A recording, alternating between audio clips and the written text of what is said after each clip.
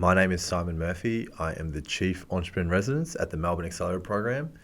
Today, we're very fortunate to be joined by Ben Southall, who is the co-founder of Talked, and they are in the 2023 MAP cohort. Ben, thanks very much for joining us today. Could you give us a quick overview of Talked and how the idea originated? Yeah, sure. So Talk is an online therapy platform that makes it super easy to get connected with a psychologist. You can basically decide how you best want your therapy, whether that's in person or through our video or chat service. And it all started actually from during the lockdowns in Melbourne during COVID. My partner actually lost someone very close to her, and we went online to try find a psychologist together. And I was just really surprised that there wasn't a simple way to get matched with a psychologist, to chat with them beforehand, to kind of easily pay for it. And yeah, I just went looking for that service and I couldn't find one. So after that experience, I decided to start building it. So it was over the course of about 8 months while I was still working, I started building that platform out. That's an incredible story to just, I guess, confront a problem like that you've experienced kind of secondhand from someone that you know, and then take it so seriously.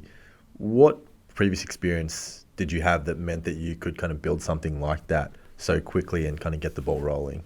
Yeah, so I've been a developer for 20 years. And really, I've spent that time mainly as a contractor working for some fairly big companies and really just building software for other people. And to be honest, at that point, in the back of my mind, I knew I wanted to kind of build my own product and see if I could, grow a user base and things like that. So when I saw that there was this issue and it was something that meaningful to me, it's just the perfect combination. I thought, okay, this is something that I can build and something I can actually really have a positive impact. So that's what motivated me to get started and yeah, just started writing code and seeing where it took me. Amazing. So how long was it from when you first realized this problem existed to writing a few lines of code to making a first kind of meaningful step to getting it into the public, or to have people starting to use the platform? Yeah, I remember actually getting the first booking, which was amazing. I think I shouted because we were all working from home and I was also working full time, and I got a notification that someone actually paid, like I think it was like $80 for a booking. And yeah, that process was probably about 8 months from building it to getting it out there as a very basic platform where someone could book a therapist and then have the session. I'm pretty sure from memory the video session failed. It was a complete failure, but I thought, okay, someone's willing to pay for this, and that really made me realize there could be something here, and just to carry on and start working on it more. So with it, so this is like such a high level of like doggedness to realize that this problem exists, and then to just to jump into it. Like, what was that 8 months like from having the idea to building it out and to launching it? Like, what was that process that you went through personally? Both, like, was there a lot of ups and downs, or was you just so focused on seeing if this would work when it was released? To be honest, it was actually very exciting because I kind of knew it, not definitely, but I thought, okay, this is a pretty good idea, and I thought it would work. So I felt like I was in a rush to do it because I thought I've got to build this before other people build it, and it was exciting. I enjoy coding, so I started building it. But then probably about 4 or 5 months in, other platforms started to come up, and ones with like similar names and do similar things, and that was really disheartening. And I thought I kind of lost the race before I even begun.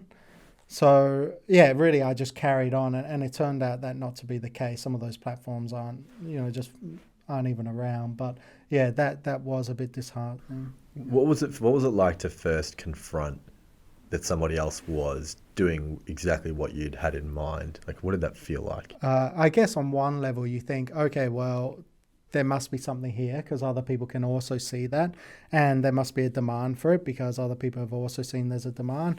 But also, it is a bit scary that you think they know better.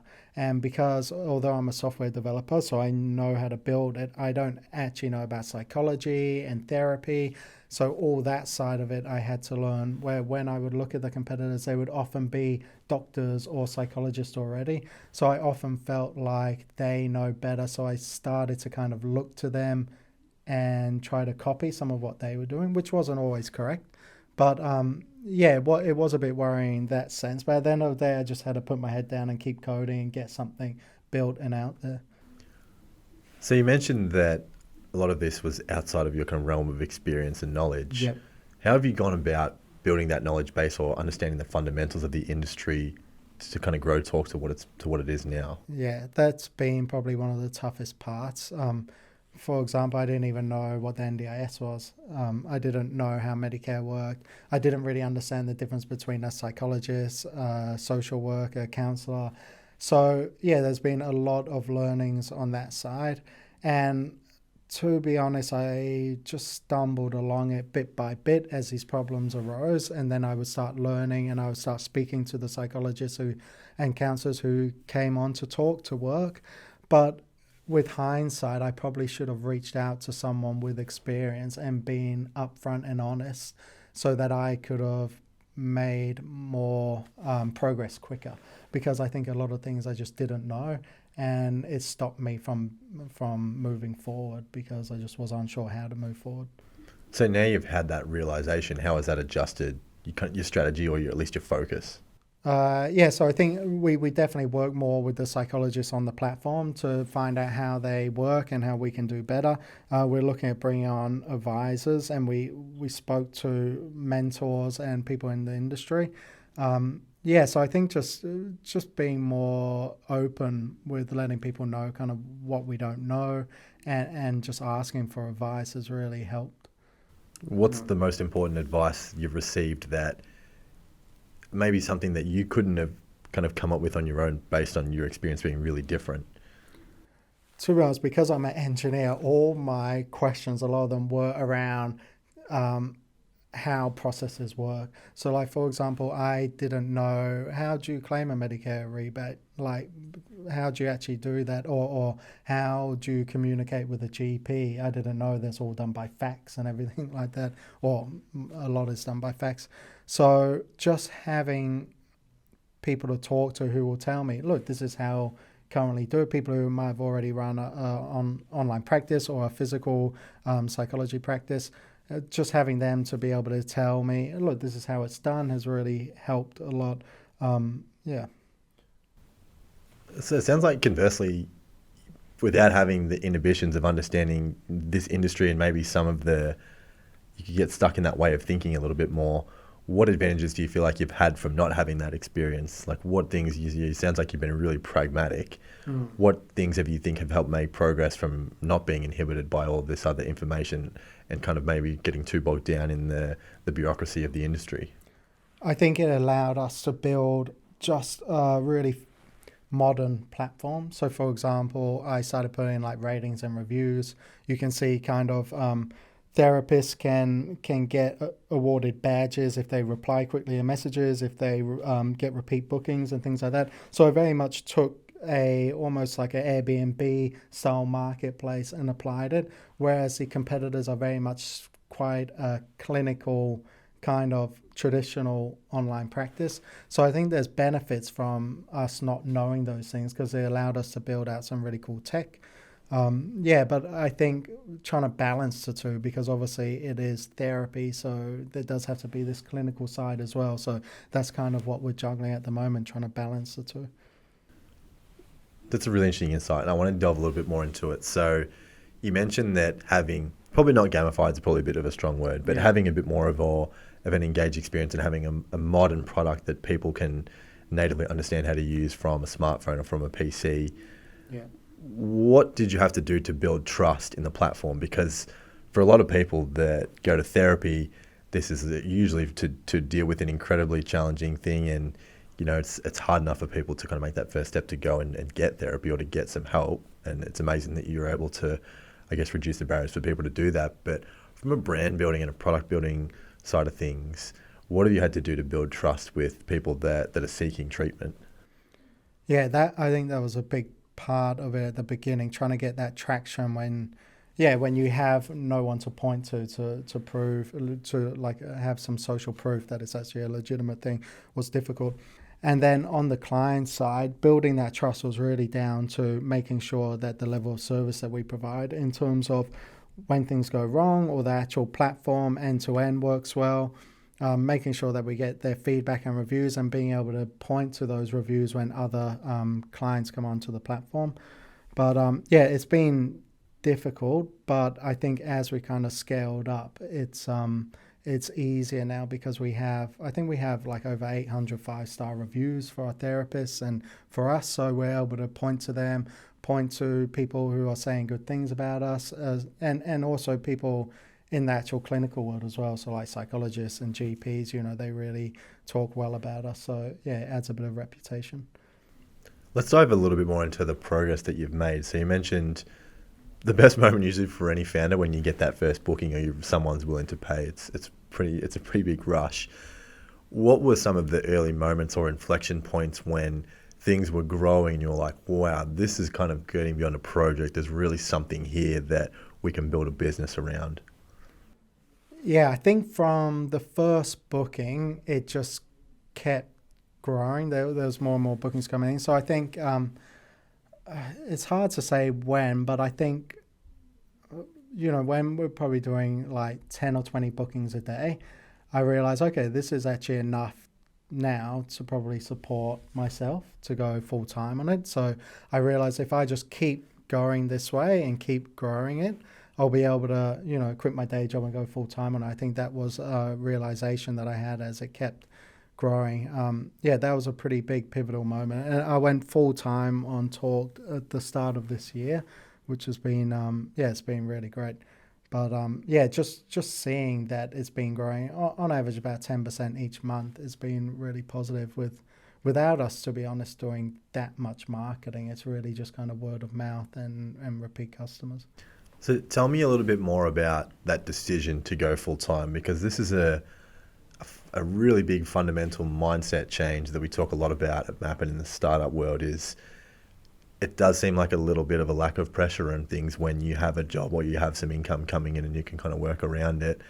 That decision to fully go and invest into it is a really, really big one, and it requires like a lot of things to kind of be all lined up in your personal life and privately. What was the kind of thing that pushed you over the edge into doing it, and how did it feel initially once you kind of dove into it? I mean, I feel very fortunate that my job as a software developer meant I could work on this kind of part-time, essentially. So by the time I went full-time on Talk, it was in a good position where I knew I could start paying myself a salary. So I feel like the risk wasn't as great as other people who just kind of quit everything. Yeah, that feeling was awesome. The fact that like, wow, I actually can spend all my time on it, because that's what I wanted to do. So when I was working my day job, I found it very hard to concentrate, and especially as we were getting customers asking questions, needing support, not being able to just jump on that. So when I finally, could go full time on Talk, it was actually really liberating. And yeah, I just absolutely loved it. And even now, like 6 or 7 months on, I'm like, I can't believe I can do this every day and take a small salary, but it's enough to kind of, get by. So yeah, I feel super lucky. So I was going to ask if the excitement hasn't worn off, and it sounds like it definitely hasn't. What has the motivation changed at all, or you still have that same level of excitement and energy that you had when you first started coding away on just the concept? I think it's changed in the sense that now, and Maps has helped with this, have now started focus on maybe not so much the code, but the actual business and how to grow the business. And that is, that's something that's been really valuable, and something that doesn't come naturally to me because I enjoy coding. So that's just a whole different area that I find exciting. So yeah, that excitement is definitely still there. I feel like, to be honest, we're just at the very beginning. Even though we're a couple of years in. But I still wake up and want to get to work as soon as possible so I can start working on the business. So what's it been like to have spent a lot of time on building the business rather than just focusing on the product? Has it been more interesting or better than what you thought it would be, or was it something that you tried to put off or not think about for as long as you could? I think as a technical founder, it's very easy just to carry on building code, making it better. And often, because that's what you enjoy. That's what I enjoy doing. So, yeah, it's not so much ignoring the other parts of the business, but just doing what's easy and what you enjoy. So things like marketing and like even like tax, accounting, strategy, figuring out, growth plans, all that stuff is kind of like, okay, that's kind of a chore. But as I've kind of focused on it and realized, it's one of the main parts. All that, without that, the software doesn't really do anything. So yeah, I've actually started to really enjoy those things, and like, working with Vincent, my co-founder, to find partners and having meetings with them. It's just interesting, and I'm just learning so much about negotiation and all that. So yeah, it's just really been enjoyable that I probably didn't realize that I would enjoy those parts of it. Have you picked up any insights that you could offer to maybe other technical founders who are solo founders, or maybe co-founders who are both technical in nature, on building a business around it? Because I think the perception is that you need to have this sort of like Jobs and was, someone who's technical and someone who's this really eccentric business person, or someone who's a genius in marketing. Like, what are your thoughts on that? Do you think technical founders can learn anything from what you've learned? I think it does depend on the business. Like now that I realize, like, our business has a lot of psychologists and counsellors to manage. You got to try to do GP partnerships. So there's a lot there where I would recommend, if you have a service business like that, or a marketplace, I would recommend a technical co-founder finding that other part who can help with those things.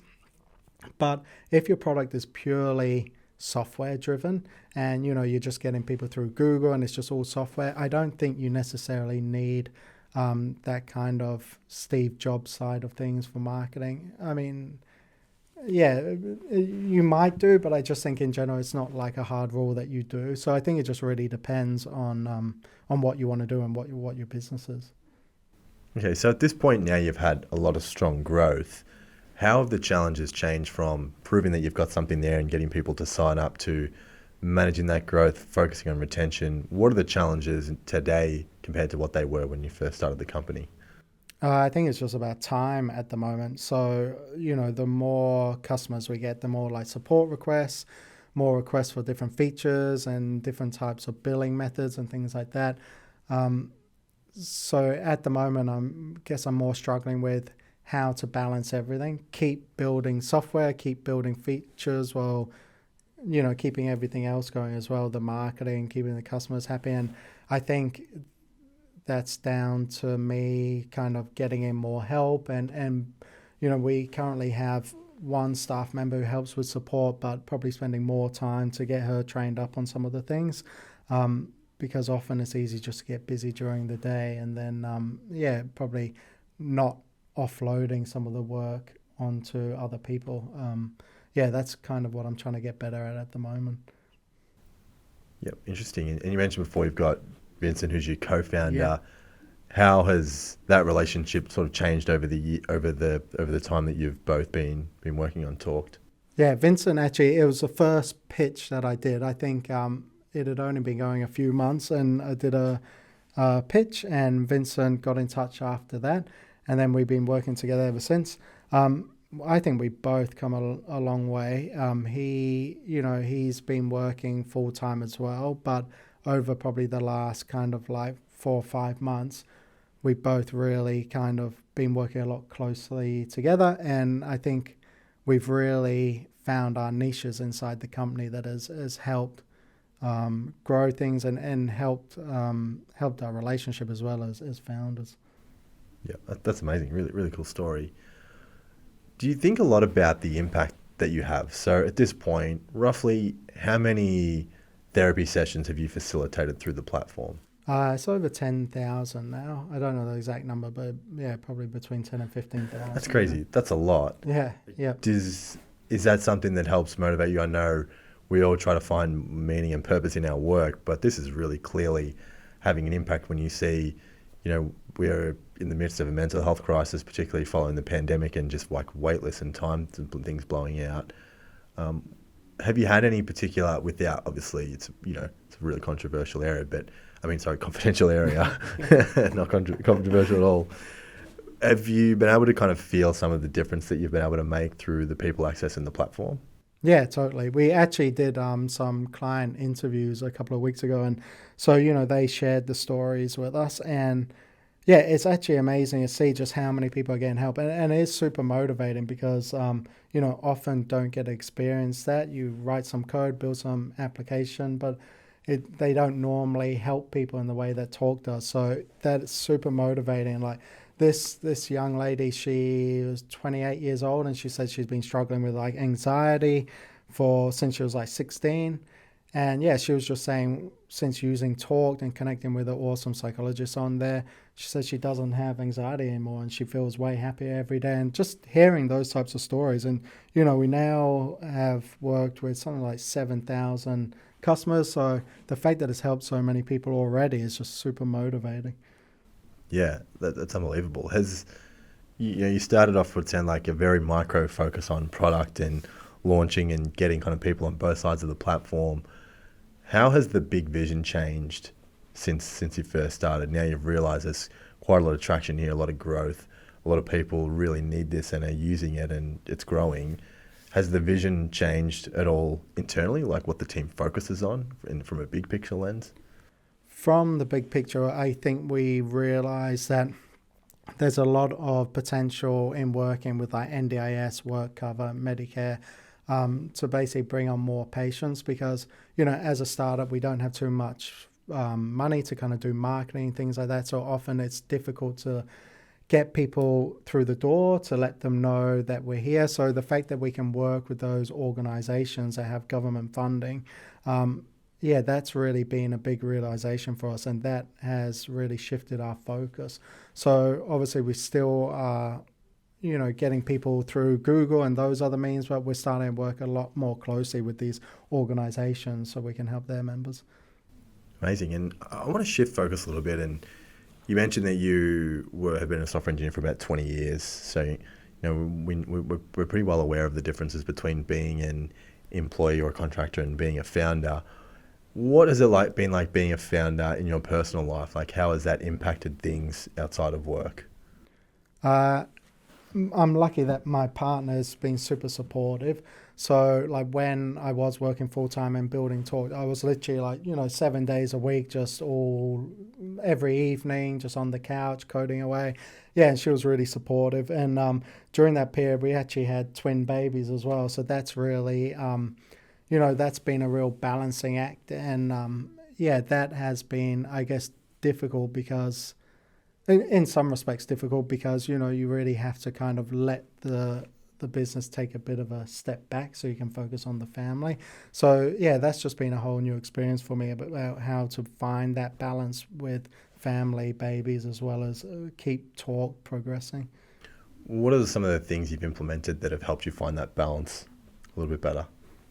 I think focus when I'm at home, I try to, this doesn't always work, but I really try to just say, okay, leave Talk to one side and focus on what I'm doing with the family. And then vice versa, when I go to work, I make sure that, you know, I'm just concentrating as much as I can and trying to focus as much as I can. But yeah, that's what I try to do. It doesn't always happen, but also we have Dana who helps with customer support, and I've extended her hours. She's working longer, so it means that when I'm at home, I know that people are still answering customer emails and support requests. So yeah, that's helped a lot.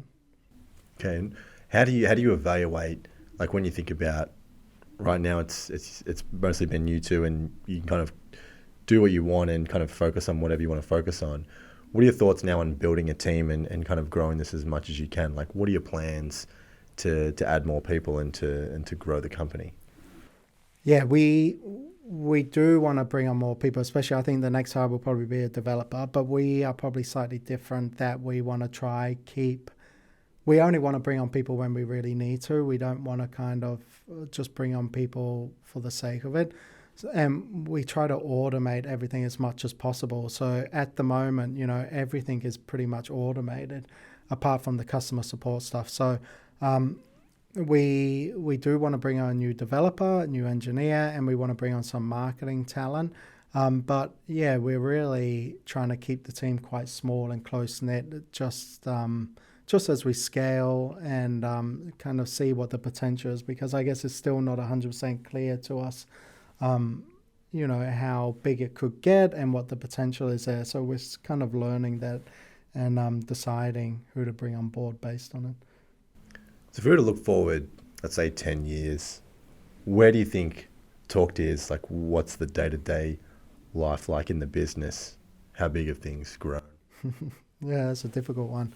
Our goal is to become the number one platform that people use for any type of mental health service.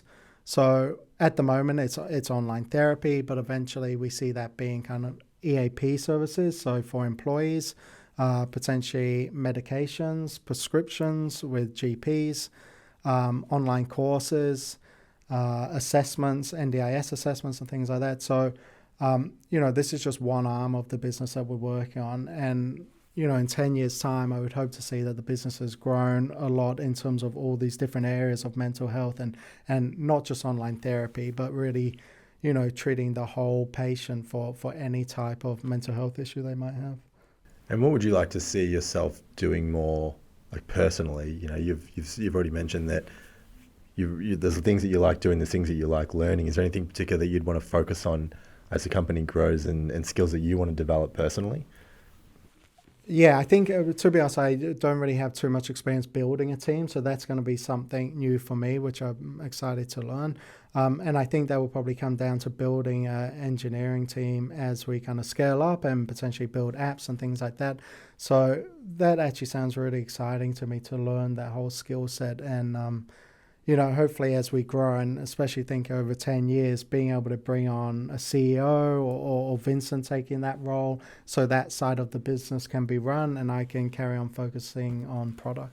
Yeah, so you are really still keen to stay in the weeds of product. Yeah, I do love building products. So I think that's where my heart is. So although I'm really enjoying learning all the other parts of building a business, ultimately I still really get a kick out of building a product and improving it and seeing people use it.